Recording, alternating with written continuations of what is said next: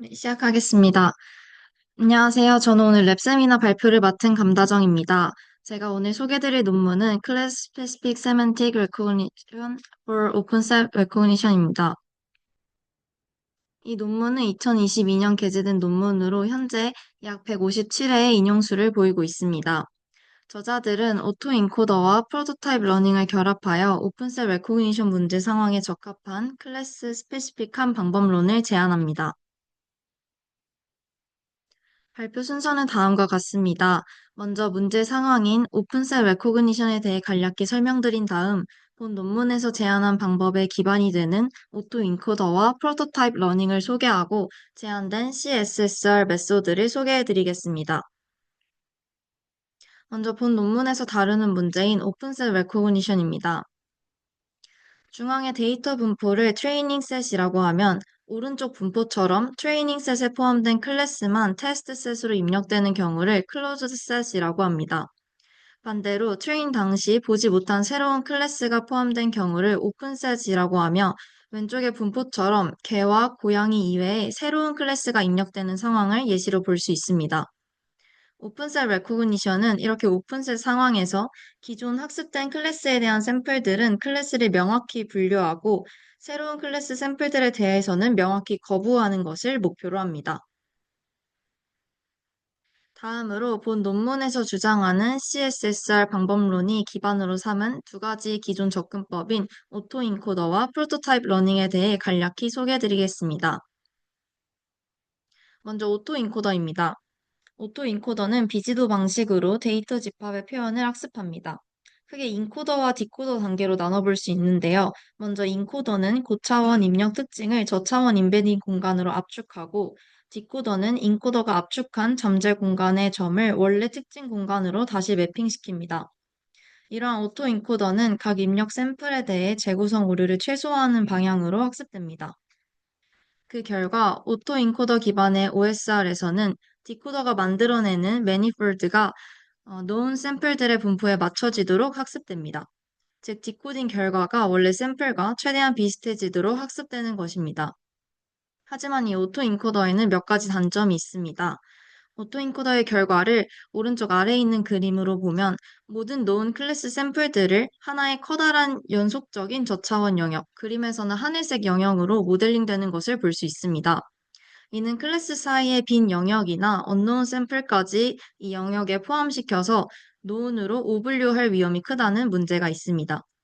따라서 연구의 저자들은 이러한 문제를 해결하고자 각 클래스마다 개별 오토인코더를 구축하는 방법을 사용합니다.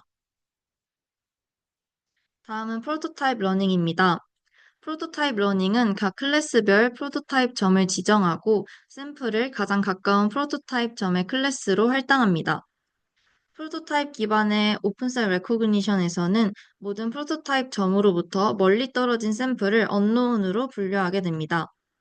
그림으로 본다면 각 클래스를 하나의 프로토타입 점과 그 주변의 컴팩트한 영역으로 나타내는 모습을 볼 수 있는데요. 여기에는 두 가지 문제가 있습니다. 첫째, 적은 수의 점만으로는 클래스 내부의 다양한 변형을 충분히 담아내지 못하는 과소 표현 문제가 있습니다. 둘째, 프로토타입 학습은 암묵적으로 클래스 특징이 가우시안 분포를 따른다고 가정하는데 실제 데이터 분포가 이보다 복잡하게 되면 제대로 표현하기 어렵다는 한계가 있습니다.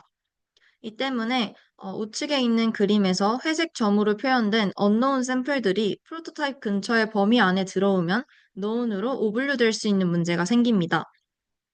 따라서 저자들은 이러한 프로토타입의 한계를 앞서 살펴본 오토인코더의 표현 학습 능력과 결합함으로써 해결하고자 합니다.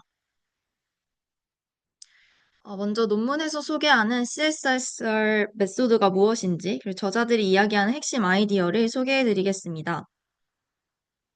CSSR은 앞에서 살펴본 프로토타입 러닝과 오토인코더의 장점을 합친 방법론입니다. 먼저 DNN 백본을 통해 각 샘플의 특징을 추출한 뒤 각 클래스마다 개별 오토인코더를 연결합니다. 원본 이미지 대신 백본이 추출한 의미론적 특징 위에서 재구성을 수행하기 때문에 배경처럼 분류에 불필요한 정보까지 재구성하려다가 생기는 기존 오토인코더의 분류 성능 저하 문제를 해결할 수 있습니다. 또한 클래스마다 개별 오토인코더를 두고 이 오토인코더들이 크로스 엔트로피 손실을 통해 서로 경쟁하며 학습되도록 함으로써 즉 정답 클래스의 오토인코더는 재구성을 더 잘하도록 그리고 나머진 클래스의 오토인코더는 재구성을 더 못하도록 학습되도록 함으로써 각 클래스의 매니폴드가 서로의 영역을 침범하지 않게 되고 이를 통해 오토인코더에서 발생했던 개방 공간 위험 문제를 해결할 수 있습니다. 그림과 함께 살펴보면 가운데에 저자들이 제안한 CSSR은 오른쪽의 오토인코더처럼 클래스의 복잡한 분포를 더 유연하게 표현하면서도 왼쪽의 프로토타입 포인트처럼 클래스 사이의 빈 공간을 침범하지 않고 각 놓은 클래스를 개별적인 매니폴드로 모델링하게 됩니다. 그럼 이번에는 이 CSSR의 개념을 식과 함께 살펴보겠습니다. 먼저 프로토타입에서 각 클래스별 점을 나타냈던 UI를 각 클래스 I에 대한 오토 인코더인 AI로 대체합니다. 우측 상단의 그림처럼 각 오토 인코더는 뒤에는 백본으로부터 추출된 잠재 표현지를 입력으로 받아 재구성 표현인 AIG를 출력하는 겁니다. 그 다음 L1 놈을 사용해서 식 오처럼 재구성 오차를 계산합니다. 이 오차는 G가 클래스 I의 재구성 표현인 매니폴드로부터 떨어진 거리라고 볼 수 있습니다. 소프트맥스에서 로짓 대신 이 재구성 오차를 사용하여 최종 확률을 식 6처럼 구할 수 있습니다. 이는 재구성 오차가 가장 작은 클래스 I로 샘플의 클래스를 예측하는 것으로 해석할 수 있습니다. 이 재구성 오차는 이상적인 경우 아래 있는 식 7처럼 G에서 클래스 C의 매니폴드인 VC까지의 최단 거리와 같다고 볼 수 있습니다. 이는 프로토타입 학습에서 G와 가장 가까운 프로토타입 점까지의 거리를 구하던 것과 정확히 같은 형태이며 다만 프로토타입 점의 개수가 무한히 많아진 것, 즉 점이 매니폴드로 변환된 것이라고 해석할 수 있습니다. 그렇다면 이 설계가 왜 오픈 스페이스 리스크를 잘 관리하는지를 이론적으로 확인해 보겠습니다. 앞서서 살펴보았듯이 프로토타입 전까지의 거리를 계산할 때 MSE를 사용한 프로토타입 학습과 달리 CSSR은 재구성 오차를 계산할 때 L1 노민 MA를 사용하는데요. 그 둘의 차이를 살펴보겠습니다. 먼저 쉬운 이해를 위해서 클래스가 I와 J 두 가지만 있다고 가정해 보겠습니다.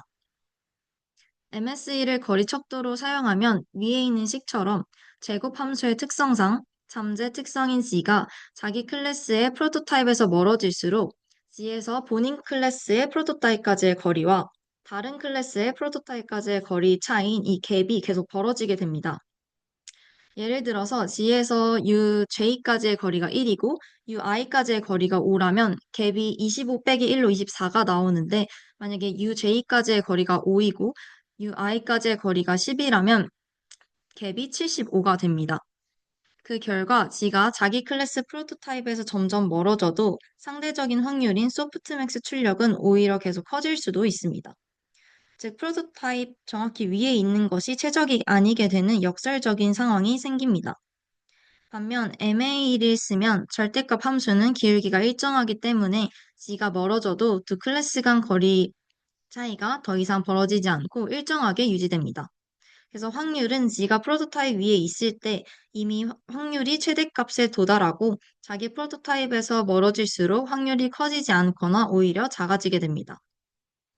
따라서 이 MSE 대신 MA를 사용했을 때 의미론적 특징인 G와 클래스를 대표하는 프로토타입 U 간의 일관성이 보장된다고 볼 수 있습니다. 이번에는 백본과 오토인코더가 함께 학습되면서 어떻게 그 클래스만 활성화되는 특징을 만들어내는지를 살펴보겠습니다. 백본과 오토인코더가 함께 학습되는 과정에서 재구성 오차를 줄이려는 압력이 오토인코더보다 훨씬 강력한 모델인 백본 쪽으로 흘러가서 이 백본이 각 클래스에 특화된 피처만 선택적으로 활성화하도록 유도됩니다.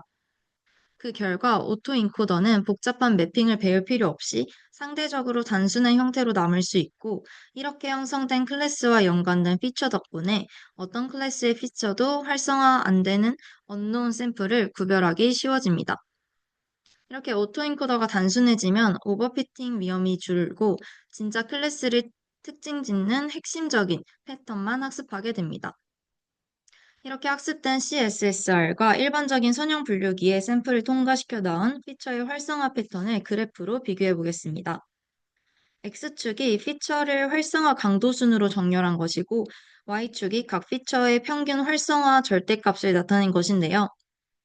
이 CSSR이 선형 분류기보다 unknown 클래스에 대해서 더 약하게 활성화되고 있고, 그리고 known 클래스의 주요 피처들에 대해서는 더 강하게 반응해서 known과 unknown을 잘 구별해낸다고 볼 수 있습니다. 이 그림은 지금까지 이야기한 내용을 모두 담은 전체 프레임워크입니다. 살펴보면 백본 네트워크를 통해 샘플의 특징을 추출하고, 이 특징이 클래스마다 대응되는 모든 오토인코더를 각각 통과하여 클래스마다 재구성 오차를 계산하게 됩니다. 이 재구성 오차들은 픽셀와이즈 소프트맥스를 거쳐 픽셀 위치별로 각 클래스일 확률로 변환됩니다. 그 결과는 글로벌 에버리지 풀링으로 합쳐지게 되는데요. 앞서 픽셀 단위로 예측된 결과들을 그냥 통합하는 게 아니라 평균을 내서 마치 여러 조각의 예측을 앙상블하는 것과 동일한 효과를 가지게 됩니다. 여기서 추가로 저자들은 프로토타입 러닝의 개념과 반대되는 Reciprocal Point Learning의 개념을 도입하여 CSSR을 RCSSR로 수정 후 사용이 가능하다고 추가로 소개를 하고 있습니다. 먼저 프로토타입 러닝은 계속 이야기한 것처럼 각 클래스를 대표하는 하나의 점을 지정하고, 그 점과 가까울수록 해당 클래스일 확률이 높다고 판단합니다. 그와 반대로 리시프로컬 포인트 러닝은 클래스에 속하지 않는 것들을 대표하는 점을 지정합니다. 즉, G가 클래스 I에 대한 리시프로컬 포인트에 가깝다라는 말은 G가 클래스 I가 아닌 것들에 가깝다는 뜻으로 클래스 I는 아닐 것이다 라고 판단이 가능해집니다. 저자들은 이 개념을 CSSR에 적용하여 만약 G가 클래스 I의 리시프로컬 역할을 하는 오토인코더에 가깝게 잘 재구성된다면 오히려 언노운에 가깝다고, 또는 최소한 클래스 I는 아닐 거라고 가능성이 높다는 해석을 하게 됩니다. 이 식을 보게 되면 CSSR의 예측 확률 함수에서 단순히 하이버 파라미터인 감마의 부호만 음수로 바꾸면 RCSSR이 됩니다. 이렇게 되면 학습 과정에서 클래스 I에 대한 오토 인코더인 AI는 오히려 정답 클래스가 아닌 나머지 클래스들을 잘 재구성하도록 학습됩니다. 그 결과 G는 진짜 클래스 I에 속한다면 AI의 재구성 오차는 오히려 커지게 되고, 이는 G가 클래스 I가 아닌 것들과는 안 닮았다는 뜻이 되기 때문에 오히려 클래스일 가능성이 높다고 해석할 수 있습니다. 이를 수식으로 보면 식 11과 같이 나타낼 수 있습니다. 그렇다면 여기서 unknown은 어떻게 판별해낼 수 있을까요? 바로 스레스홀드를 통해 unknown을 구별할 수 있는 스코어 펑션을 구축합니다. 첫 번째로는 재구성 오차를 이용한 스코어 펑션입니다. 학습되지 않은 unknown 클래스 샘플의 경우 재구성 오차가 커질 거라는 접근법입니다. 하지만 앞서 설명드렸던 우측 상단의 표에서 볼 수 있듯이 unknown 샘플들은 의미론적 특징의 활성화가 전반적으로 낮은데, 이 때문에 낮은 재구성 오차를 유발하여 unknown 샘플 탐지를 실패하게 만들 수 있습니다. 식으로 보면 재구성 오차식인 식 5에서 CSSR의 오토 인코더인 AC는 선형 인코더, 선형 디코더, 그리고 탄 H 활성화로 구성이 됩니다. 그래서 인코더와 디코더가 선형이고 탄 H도 입력이 0 근처일 때는 거의 선형처럼 작동하기 때문에 G가 알파만큼 작아지면 재구성 결과인 ACG도 거의 알파만큼 작아지고, 결과적으로 재구성 오차 자체도 알파만큼 줄어들게 됩니다. 즉, 재구성이 정말 잘 돼서 오차가 적은 게 아니라 애초에 G가 작으니까 빼는 두 수 자체도 다 작아져서 오차도 자동으로 작게 나오는 착시가 생길 수 있습니다. 때문에 이 재구성 오차만으로는 known과 unknown을 잘 구분하지 못합니다. 따라서 아래 있는 식 12처럼 재구성 오차에 피처 매그니튜드인 G 자체를 결합해서 최종 스코어 함수로 활용합니다. 만약 known 클래스 샘플이라면 분자인 재구성 오차는 작아지고 분모는 커지기 때문에 전체 스코어가 더 작아지게 됩니다. 반면 unknown 클래스 샘플은 반대로 분자도 작지만 분모도 작기 때문에 상대적으로 전체 스코어가 더 커지게 됩니다. 이번에는 또 다른 스코어 펑션입니다. 방금은 재구성 오차를 활용한 그 스코어 펑션에서 피처 매그니튜드로 G가 큰지 작은지에 대한 단순한 정보만 활용했다면 이번에는 더 정교하게 각 클래스가 평소 어떤 피처 활성화 패턴을 보이는지를 미리 통계로 기록해 두고 테스트 샘플이 그 패턴과 얼마나 비슷한지로 언노운을 판별합니다. 먼저 학습 당시 각 샘플에 대해 예측된 클래스인 CI와 그때 피처 맵인 GI를 얻습니다. 그리고 클래스별로 피처 맵을 그룹핑하여 GC를 얻습니다. 그 다음 식 14와 같이 클래스별 평균 활성화 강도를 구하고 식 15처럼 정규화를 합니다. 이 값을 활용하여 최종 식 16의 스코어 펑션을 얻게 됩니다.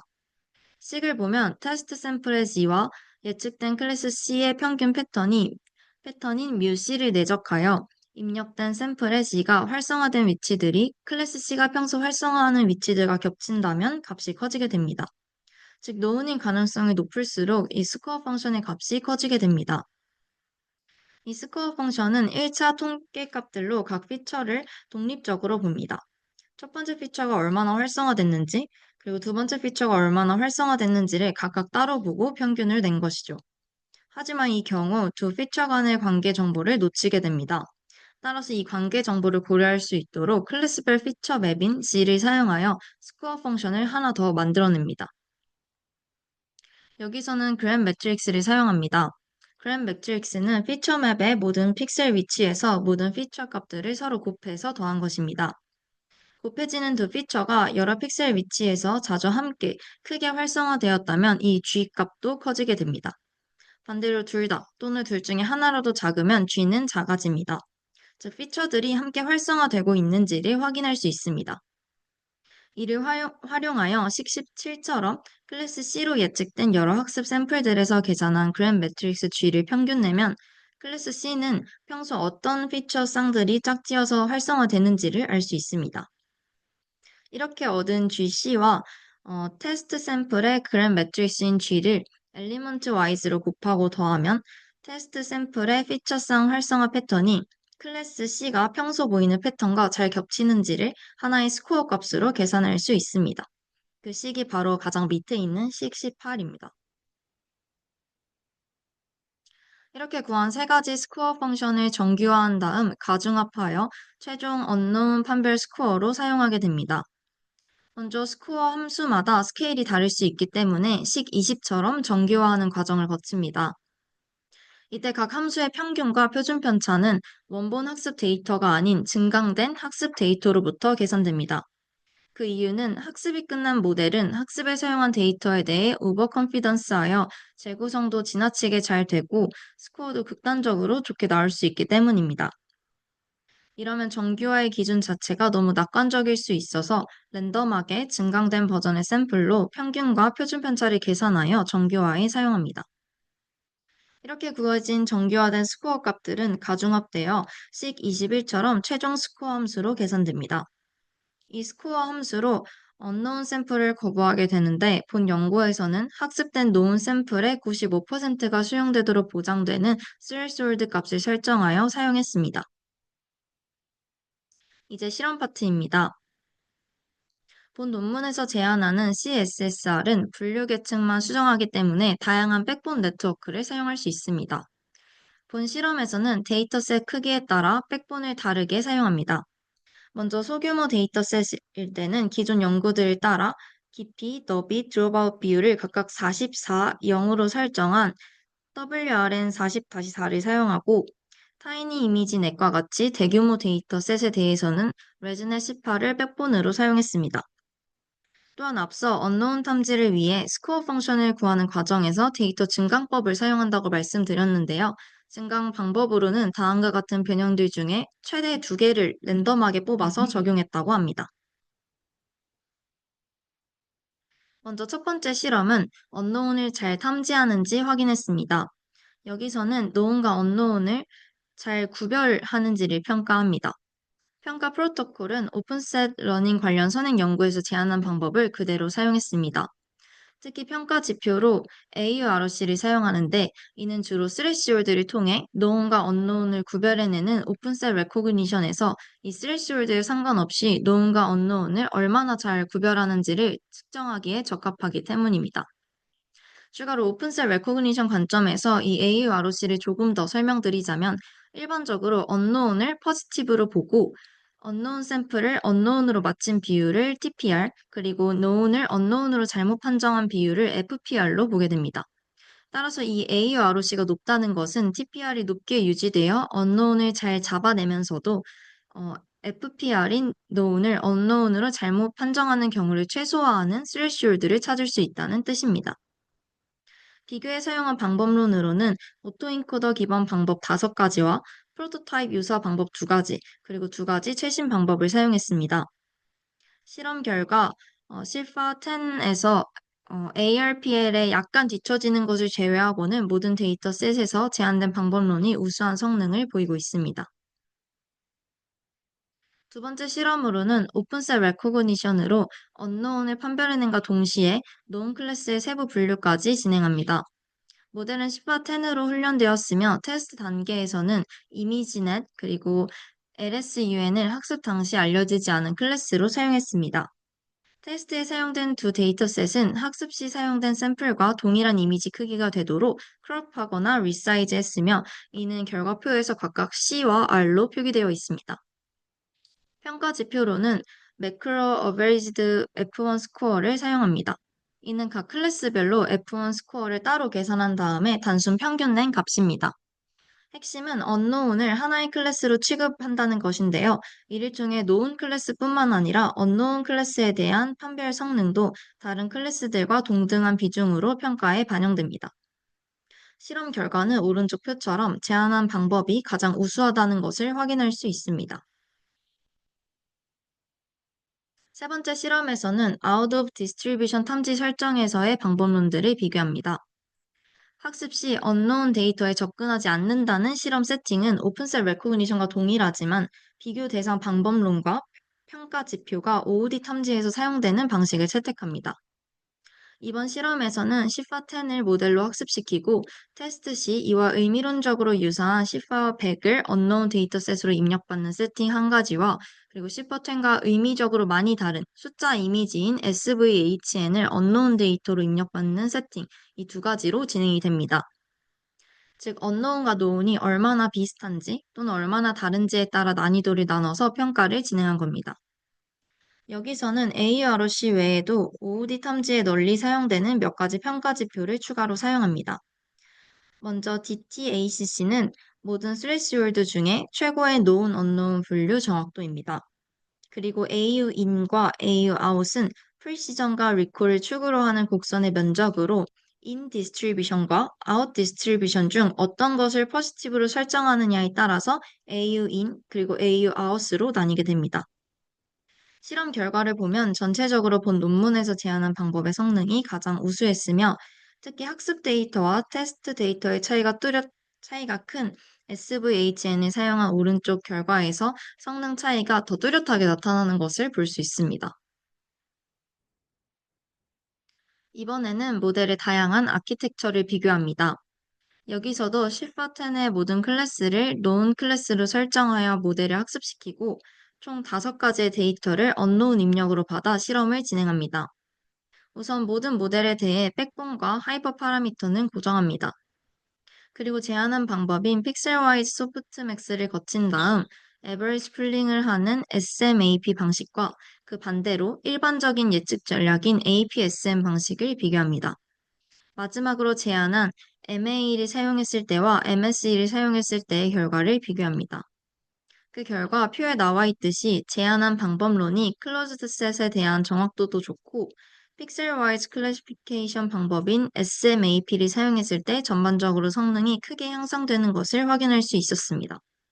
또한 MA를 사용하는 것이 MSE를 사용하는 것보다 일반적으로 우수한 성능을 보이고 있습니다. 다음으로 스코어 펑션이 서로 다른 모델 구조에서 얼마나 잘 작동하는지 확인합니다. 여기서는 이미지넷 30을 사용하여 이 중 10개는 known 그리고 나머지는 unknown 클래스로 샘플링하여 사용했습니다. 평가 지표로는 AUROC를 사용하여 각 모델에서 상대 재구성 오차인 RRE와 피처 크기인 FM 그리고 각 스코어 펑션 값들을 unknown 판별에 사용했을 때의 AUROC 값을 계산했습니다. 왼쪽의 실험 결과표를 보면 리니어 모델이 전반적으로 성능이 낮은 것을 볼 수 있는데요. 이는 일반 선형 분류기는 클래스 간 판별력이 없기 때문에 전체적으로 known과 unknown을 구별하지 못함을 알 수 있습니다. CSSR의 경우 리니어보다 성능이 더 잘 나오며 특히 재구성 오차 기반 스코어인 S1뿐만 아니라 표현 자체를 활용하는 S2와 S3의 값도 성능이 함께 향상됨을 알 수 있습니다. 그리고 이번 어블레이션 실험을 통해 S1의 성능을 다시 한번 검토할 수도 있는데요. 재구성 오차인 RR2만 쓰거나 FM만 쓰는 것보다 둘을 결합한 S1을 사용했을 때 성능이 훨씬 좋다는 것을 확인할 수 있습니다.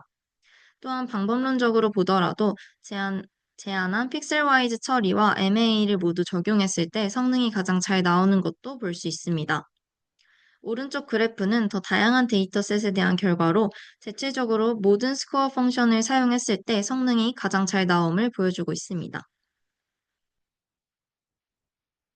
오픈셋 레코그니션을 위해서 언노운 클래스를 잘 거부하는 것도 중요하지만 클로즈셋의 성능을 유지하는 것도 똑같이 중요합니다. 따라서 첫 번째 추가 실험에서는 C410 데이터를 사용해 클로즈드 셋의 성능을 비교합니다.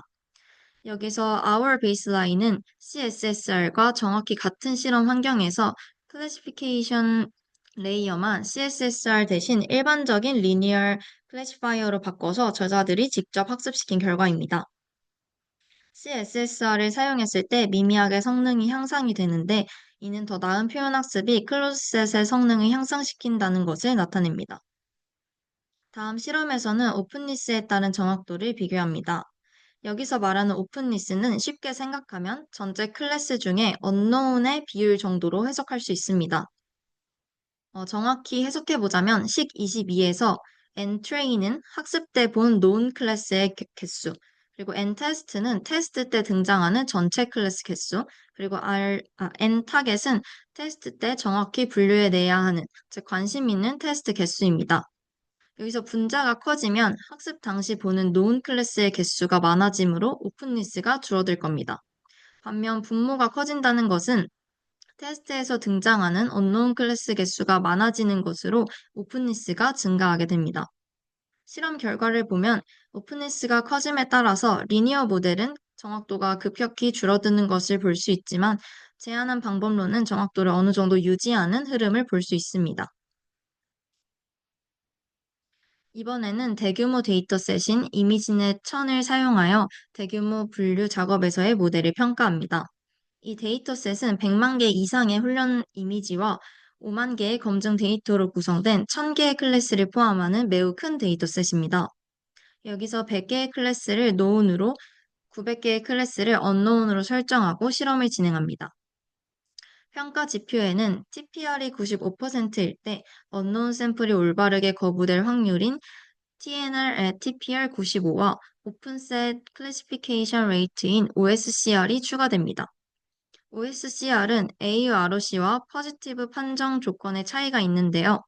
known이면 무조건 true positive라고 분류했던 AUROC와 다르게 OSCR은 known이면서 세부 클래스까지 정확히 맞힌 경우만 true positive로 분류하여 unknown detection을 넘어서 오픈셋 recognition을 평가할 수 있습니다.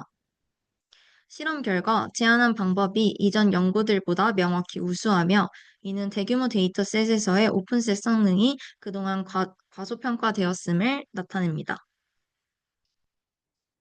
이번에는 이미지넷 1000을 known 클래스로 두고 iNaturalist를 unknown으로 설정한 오픈셋 레코그니션 실험입니다. 실험 결과를 보면 제안한 방법론이 모든 지표에서 가장 우수한 성능을 보입니다. 지금까지의 모든 실험에서 제한된 CSSR이 가장 우수한 성능을 보이고 있지만 CSSR의 파라미터 수가 카테고리 수에 따라 선형적으로 증가할 수 있는 우려가 있습니다. 왼쪽 그래프들과 같이 CSSR이 일반 플레인 모델인 주황선 그래프에 비해서 50% 이상 증가하는 것을 볼 수 있습니다. 다만 초록선으로 나타난 CSI와 같은 일부 최신 OOD 방법과 비교하면 CSSR이 경량이긴 합니다. 만약 CSSR을 극도로 대규모 분류에도 사용하게 된다면 일반 분류 모델을 사전 훈련한 다음 CSSR의 클래시피케이션 헤드에서 파인 튜닝을 하면 자원 소모를 줄일 수 있을 것입니다. 이렇게 한다면 오른쪽의 표와 같이 다른 소타 방법들과 비교해도 효율성 차이가 거의 없음을 볼 수 있습니다. 오른쪽 표에서 플러스 n 시간으로 나와 있는 부분이 파인 튜닝에 소요되는 시간입니다. 마지막으로 정량적 지표 대신 실제로 어떤 이미지에서 모델이 틀리는지를 직접 눈으로 확인하는 정성적 분석을 진행합니다. CSSR과 일반 선형 분류기가 어떤 종류의 실수를 하는지를 그림으로 비교를 합니다. 여기서는 아까 테이블 5 실험에서 학습된 CSSR과 플레인 리니어를 비교합니다. 노은 실패 사례로는 플라이트라는 노은 클래스에 속하는 샘플들 중 노은 판별 스코어가 가장 낮은, 즉 노은인데도 언노운처럼 보이는 6개를 선정합니다.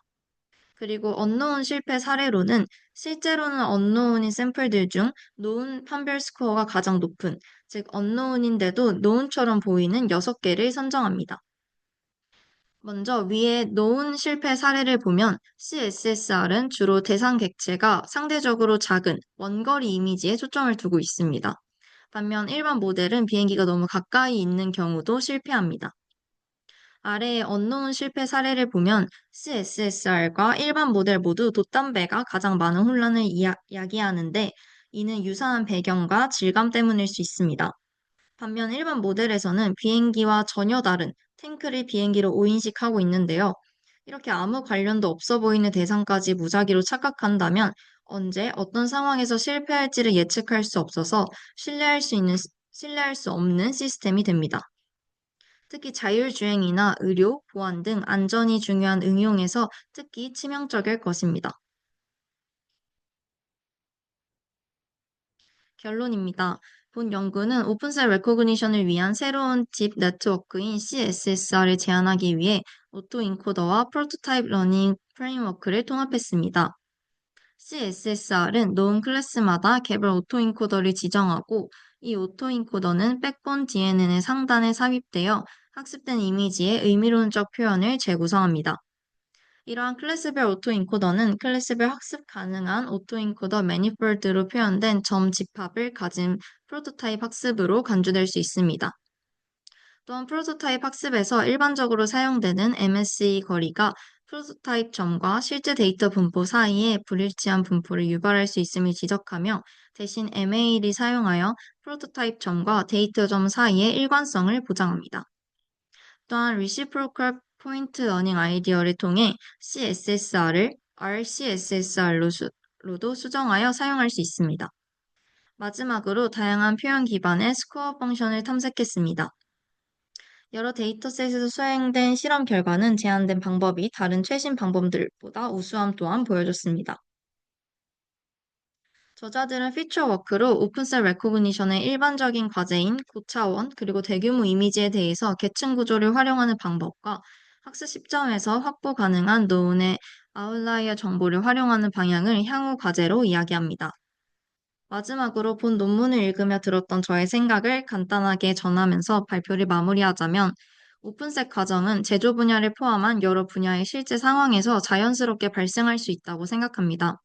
따라서 어떤 모델을 실제 현장에 도입하기 위해서는 이런 오픈셋을 고려하는 것 또한 굉장히 중요한 것 같습니다. 다만 본 논문의 실험 결과 그리고 저자들이 언급한 피처 워크처럼 아직 고차원 데이터는 오픈셋 레코그니션의 과제로 남아있고 저도 제 개인 연구를 수행하면서 데이터가 복잡하거나 노은과 언노은이 굉장히 유사한 경우 아직 대부분의 선행 연구들에서 엄청난 성능을 보이지 못함을 확인했습니다. 따라서 이 부분은 저도 앞으로의 연구 목표로 삼고 있으며 저자들이 이미지 데이터의 배경 정보나 아웃라이어를 활용해 보려고 하는 것처럼 저는 시계열 데이터에서 노은이 가지고 있는 특성을 최대한 활용하는 방법을 찾아보려고 합니다. 이상으로 발표를 마치겠습니다. 들어주셔서 감사합니다.